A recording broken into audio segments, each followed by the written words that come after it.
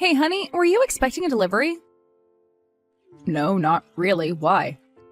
Yeah, I figured. I saw several packages piled up in front of the door when I returned from the grocery store.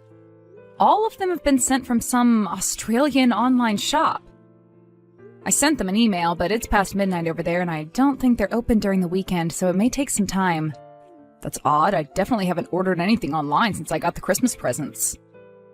I did get a bunch of them from a bunch of different websites, but I definitely remember ordering several items from Australia. Perhaps it's a surprise gift from a friend or a family member? After all, Christmas is in 2 days. It's too big of a coincidence. I guess that's possible. This is why I hate surprises. They could have at least warned us to look out for the surprise packages arriving soon. But there are 7 different boxes on our front porch, James. 7! On the bright side, at least we haven't been targeted by porch pirates this holiday season. That's the real Christmas miracle. I know, right? I wonder if I should open them. What would Australian Christmas gifts even look like? Didn't they technically have to celebrate it in summer? Would it be like Santa and flip-flops? I've seen a few of those around. There's only one way to find out. Okay, I'll be brave and open them.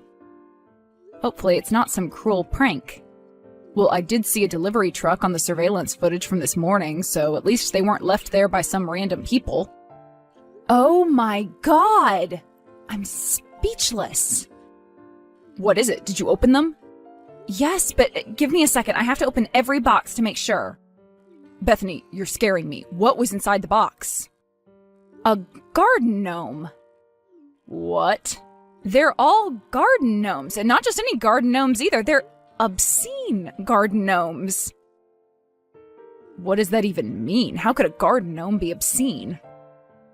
They are wildly inappropriate. I should put them back into their boxes before Sandy sees them. What kind of a sick joke is this? They know we have a child in the house. Could you send me a picture before you hide them? I want to see them with my own eyes. Wow, that is hilarious. James! Sorry, honey. I know they're a bit inappropriate, but you have to admit they look pretty funny. Okay, fine, maybe a little. But we can't let anyone see them. What will our neighbors think? That we are a fun, edgy couple. I'm almost certain they'd call child services if they saw our daughter anywhere near these things. No wonder the sender didn't want their identity revealed. Once I find out who thought this would be funny, I'll have a serious talk with them. Maybe they didn't know we had a toddler in the family. Well, they know our names and our address, but had no idea we had a child? If that's the case, that automatically excludes all our friends and family members. Maybe it was one of your coworkers then? I doubt it. They're all too professional to send gag gifts to their manager's house. Well, then maybe an old friend from school? That might be it. You know, I have another theory, but it's kind of far-fetched. What is it? You said they were purchased on an Australian website, right? What if they were sent by your uncle? He still lives in Melbourne, doesn't he? I remember you saying he enjoyed playing pranks. Maybe he decided it was time to resume sending annual Christmas gifts. My late Uncle Duncan? I don't think there are delivery companies in the afterlife, James. What do you mean? When did he pass away? My mother said he passed away 5 years ago, soon after his last visit on New Year's Eve. Did I forget to tell you about this? Mom said he suffered a fatal heart attack. You did say he had a heart attack, but I didn't think it was fatal. He must still be alive. I'm pretty sure I talked to him in September. I asked him for advice on a project I was working on. That can't be right. Are you sure? I swear I'm telling the truth. I sent him an email asking for help, and he replied. That is so bizarre. Maybe it was somebody else using his email? Wasn't he living alone? Besides, the advice was specific to his field of work, and he signed his name. I always assumed he stopped contacting us after the big fight at the dinner party. I didn't want to meddle in your family affairs, so I accepted the fact that he was out of our lives. Sorry, what fight? I don't recall anything like that happening. Did he leave early to catch his flight?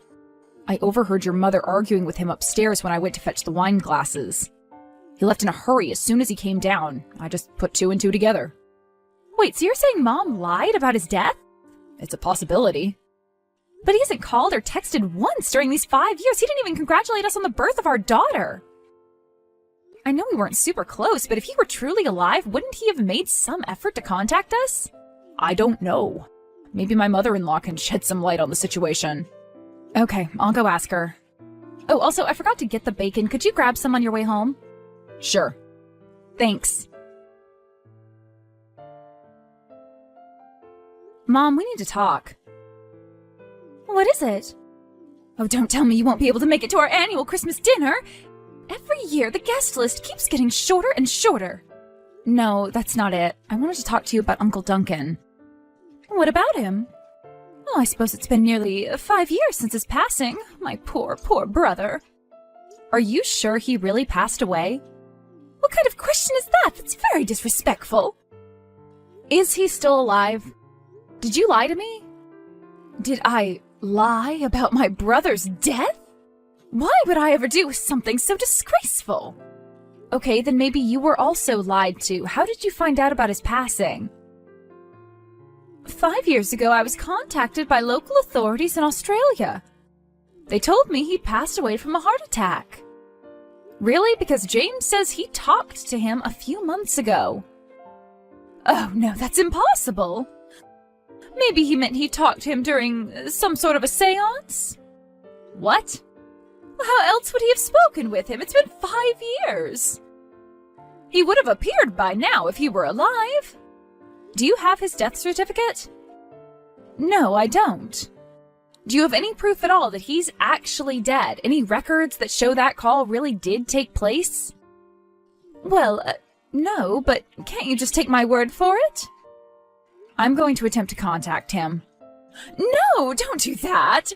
You can't mess with the spirit world, Brittany. You might end up getting cursed. Mom, what are you on about? I'm going to try contacting him using his phone number and email address. If that doesn't work, I'll look him up using his address. I'll get to the bottom of this. I knew this day would come. I can't believe he had the nerve to contact your husband. So he is alive? He may be alive, but he's still dead to this family. What are you talking about? He did something unforgivable. At the New Year's Eve party? Yes. Well, technically speaking, he didn't do it at the party, but that's where he admitted to having done it. How'd you know? James said he overheard you arguing with him. What did he do? He admitted to stealing from our family. He stole your college fund from us. What? How? He donated it to some orphanage. God, I'm fuming just thinking about it. I told him he was dead to us and asked him not to contact us anymore. I can't believe he failed to honor his word. I'm so confused. Please, just forget about him. It's his fault we couldn't afford to send you to a nice college. Who knows, if you'd had a chance to get a good education, maybe you wouldn't be a housewife right now. Mom, we've talked about this a million times. I'm the one who chose to stay home and look after my daughter. It had nothing to do with my job or education. I just want to be a good mother to Sandy. Was I a bad mother to you because I worked 2 jobs to provide for you? Is that what you're saying? No, of course not. I appreciate your sacrifice, but your situation was different. You had to do that because Dad was too sick to work. James has a great job. He can afford to take care of us. What if he gets fired? What if you get divorced? You should always have a backup plan. I do have a backup plan. Really? What might that be? I'll move in with you. That's not funny. I'm being serious. I'll move in with you until I've found a stable job. Would you turn us away? Of course not. Well, that settles it then. I can't believe we're fighting right before Christmas. This is a disaster. It's all Duncan's fault. You could have just told me the truth from the start. And you would have agreed to cut him out of your life? For donating my college fund to poor orphans? I get why you're angry, I do, but I'm still a bit conflicted. I'm sure those orphans needed the money more than I did. And I did end up dropping out of college, so maybe it was for the best. Okay, then think about it this way. What if I took Sandy's college fund without telling you and donated it to a random homeless shelter? Wouldn't you be enraged? I'd be angry, but not angry enough to tell her you'd passed from a heart attack. You're being unreasonable right now. I'm being forgiving. What better time to forgive people than Christmas? Maybe we can reach out to my uncle and try to reconcile. You can do whatever you want, but I'll never forgive him. Fine, I'll reach out to him on my own then. Fine.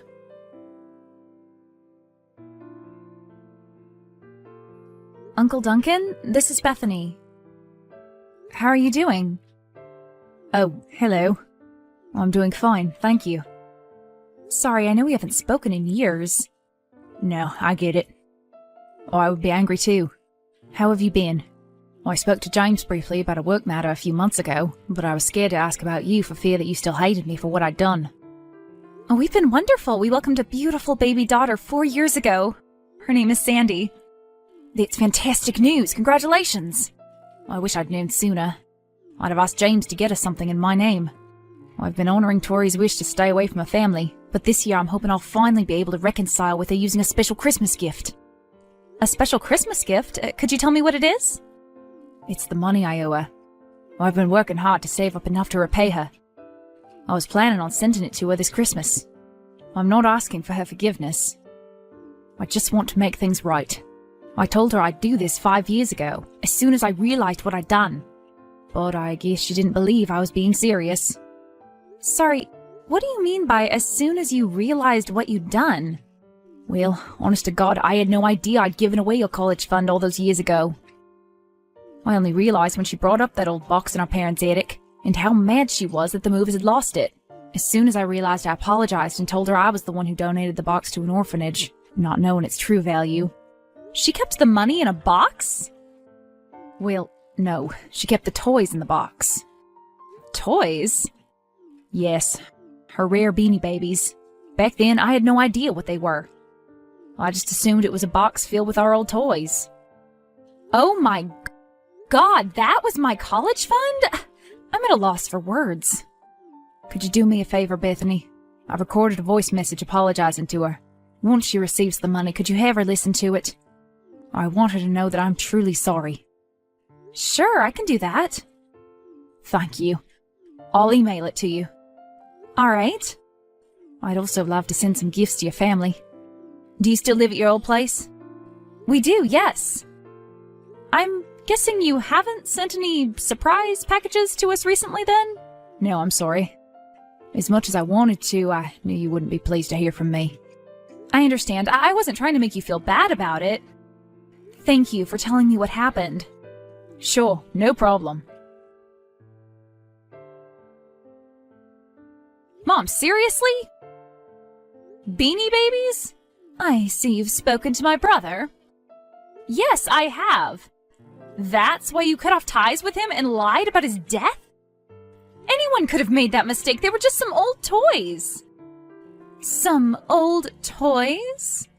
Everyone knows what Beanie Babies look like. Nobody in their right mind could have looked at them and thought they were some cheap plushies. Why should I give him the benefit of the doubt just because he's a guy?